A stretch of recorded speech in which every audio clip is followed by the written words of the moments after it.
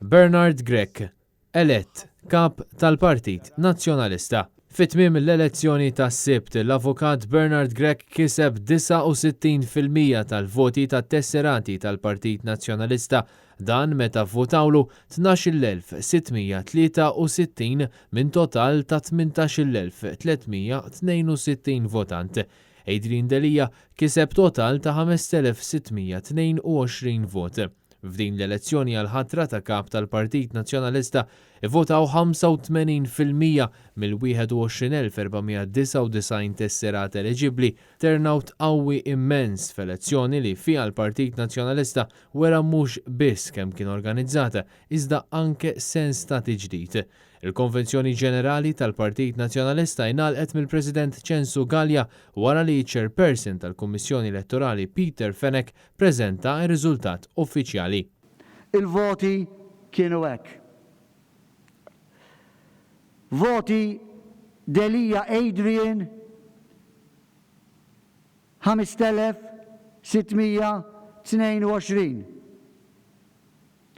Voti Grech Bernard 12,663. Elett kap tal-Partit Nazzjonalista Grech Bernard. Fl-ewwel kummenti tiegħu qabel l-għuq tal-Konvenzjoni Ġenerali, il-kap il-ġdid tal-Partit Nazzjonalista Bernard Grech irringrazzja lit-tesserati kollha li pparteċipaw f'dan il-proċess demokratiku. Illum ma rbaħċien, ma tilifx Adrian Delija, illum ma rebħux dawk li votaw lili u ma tilfux dawk illi votaw lil Adrian Delija. Illum rebaħ il-Partit Nazzjonalista.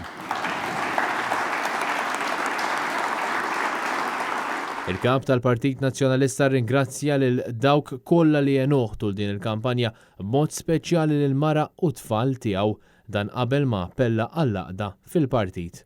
Ejjew magħna, ejjew nagħmlu lill-Partit Nazzjonalista b'saħħtu għal darb'oħra biex iva minn għada nibdew naħdmu ħalli inħarsu lejn l-elezzjoni ġenerali, insaħħu lil dan il-partit flimkien, naqduh, inġedduh u iva flimkien nistgħu nirnexxu u nagħmlu lil dal-partit tassew gvern alternattiv.